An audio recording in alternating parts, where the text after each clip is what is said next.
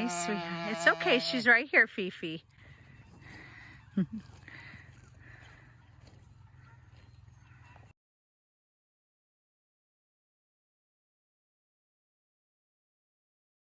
Hey everybody, welcome back to the Renewed Homestead, and we are in spring. So here we go again, planting bare root trees. This one is a plum. There's another plum right behind you. We also have bare root blueberries that we're planting. So we're working on our guild. So we've got the tree in. Now we're going to be planting some daffodils because the voles don't like them. The deer shy away from them, and that guild will grow. We're going to have other things in here. So the blueberries, we also have false indigo. We're waiting for the ground to warm up a little bit and for the plants to get a little bit bigger in the little pots there in the house in our little growing area. But the false indigo will. Yeah, the false indigo is our nitrogen fixer. That's gonna help these trees and all the plants and everything. And you can see we've got some new food forest area going. And hey, spring is in full bloom, even though it was below freezing this morning. So.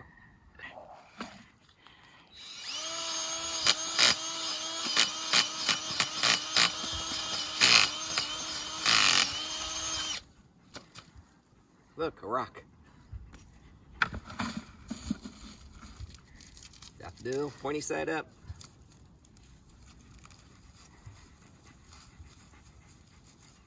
There you have it. I'm gonna do one more over here.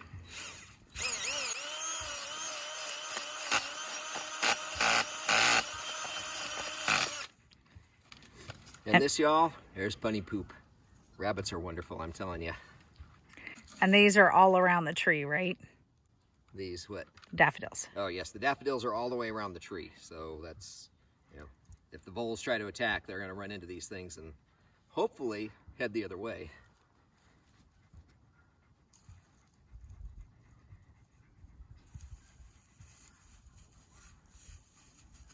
Bunny poop. Okay, now we ordered these blueberries back, I think in December. We ordered them a while back, so they just came in. They're just coming out of dormancy, and there are 3 different varieties. However, they weren't labeled, so your guess is as good as mine. But good established roots in there, and not that big, so we don't need to dig a great big hole with the shovel. Use our little drill auger, and in it goes.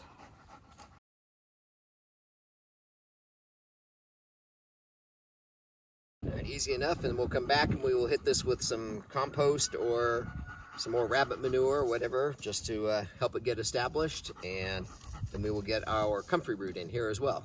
Okay, so what you're seeing behind me, all this straw, this is covered in Dutch white clover. This is newly graded ground for us, so we're not dealing with grasses yet. So we've got the Dutch white clover. It only grows a couple inches tall, so it's not going to compete and have to be cut down and like you would have to deal with grass or anything. So that will be coming up around all of this. It's a good nitrogen collector as well, and the bees love it. So hopefully that will all come up in this area that we're sitting in. So as y'all know, we plant comfrey all over our homestead. We sell comfrey root, so if you need some, definitely check us out at renewedhomestead.com/shop. But we have to put comfrey in the new part of the food forest. And as y'all know, we plant comfrey with every tree. So we're going to show you today how we propagate the comfrey and how many plants you can get. Now these are from root cuttings that we planted in the fall. So let's see how big this has grown over winter.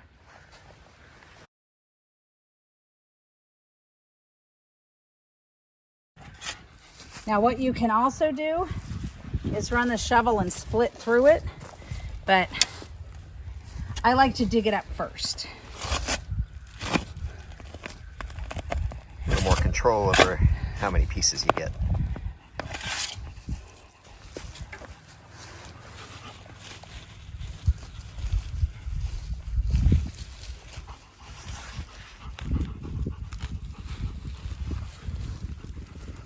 All right, so I want you to see, look at these roots.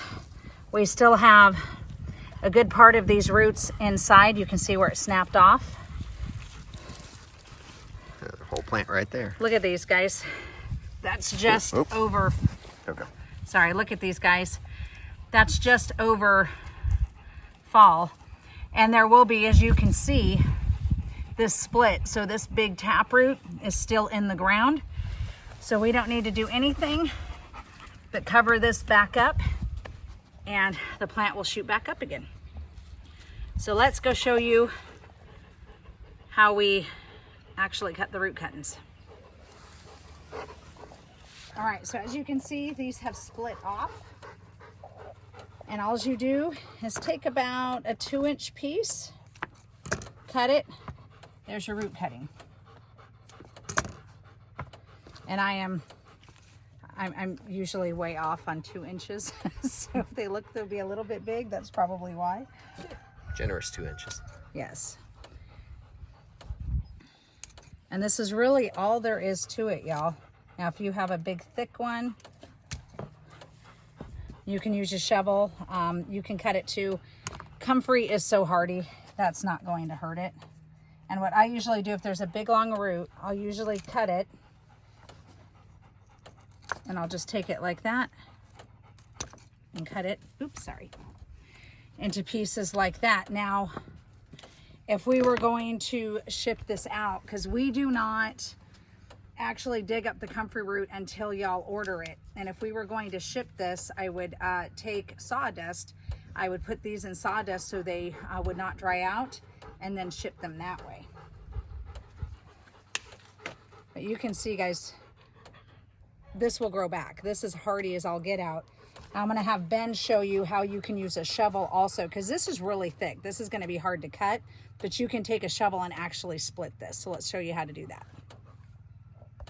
Okay, so you saw Denise cut the smaller roots. This one is really big around, and unless you have a heavy-duty knife or like a hori-hori knife, something like that, you can always just go through and use your shovel.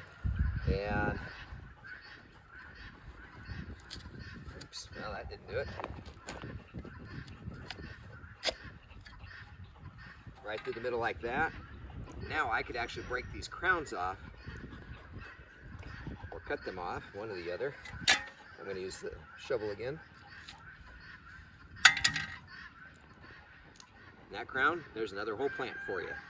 So, and I could break this into a couple more pieces if I wanted. I could probably even cut this and make this another plant on the bottom and this another one on the top. And again, there's some more crowns on here. We can divide those out. So one plant becomes many very quickly. So once you have it, you'll never need to buy it again. And your dogs love it. And dog usually love it. Yes, don't you, Belle? Don't you? Will you eat a piece? Here, let's see if Belle, you want it? Here. You like comfrey? She just wants her ball. Okay, so as we build our guilds, we've got our tree, we've got our blueberry bushes, and you know we planted daffodil bulbs around here. We want to plant some comfrey in between. And you want to keep it about 3 feet away, and these only go in a couple of inches for the root pieces. So it's just as simple as going in.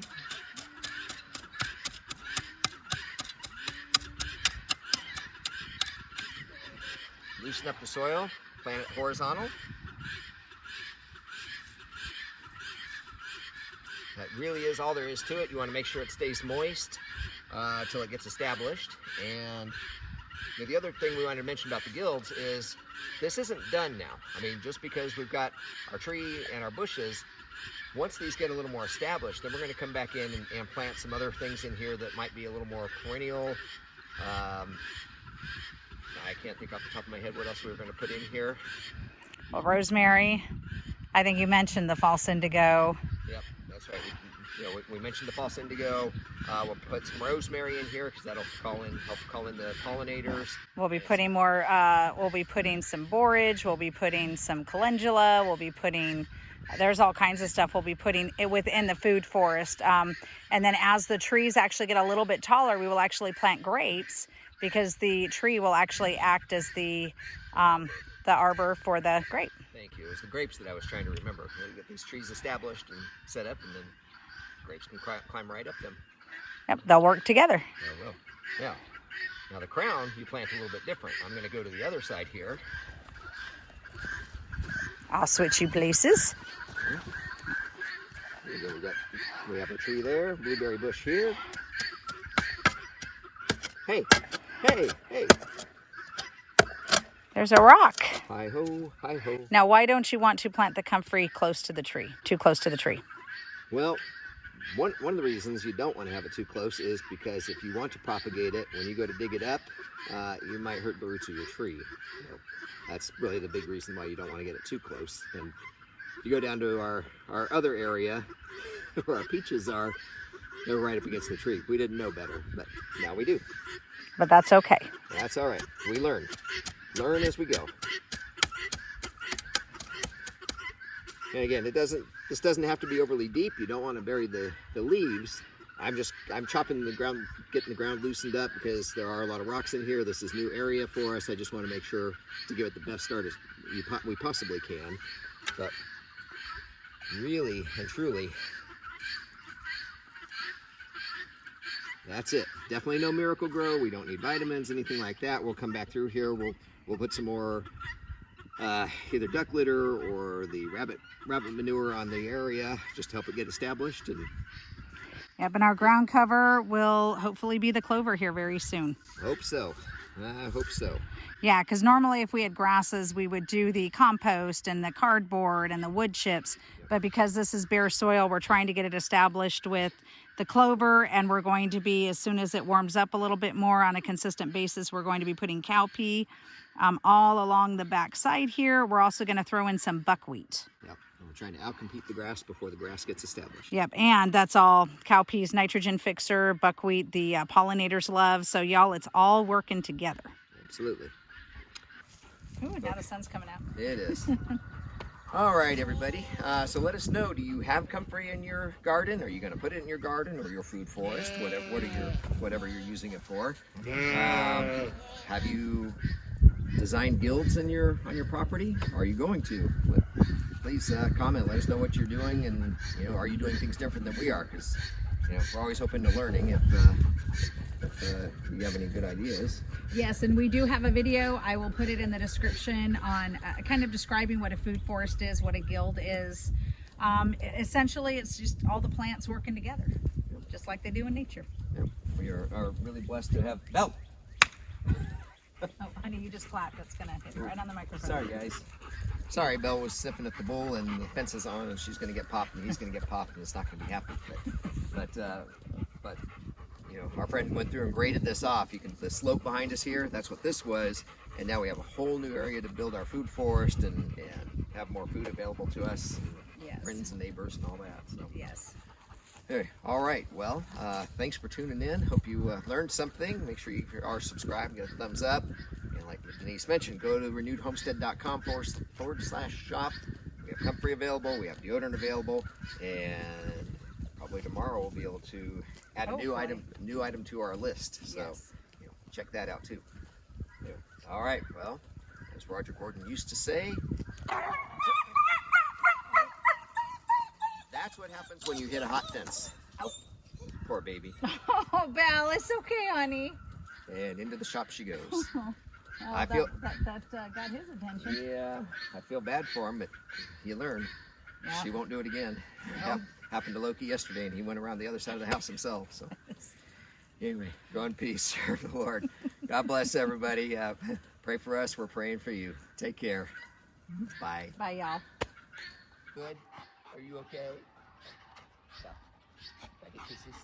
Yeah. Yeah. Are we good? Good. Good. Are you mad at me? Oh, it's my bell. There's my bell.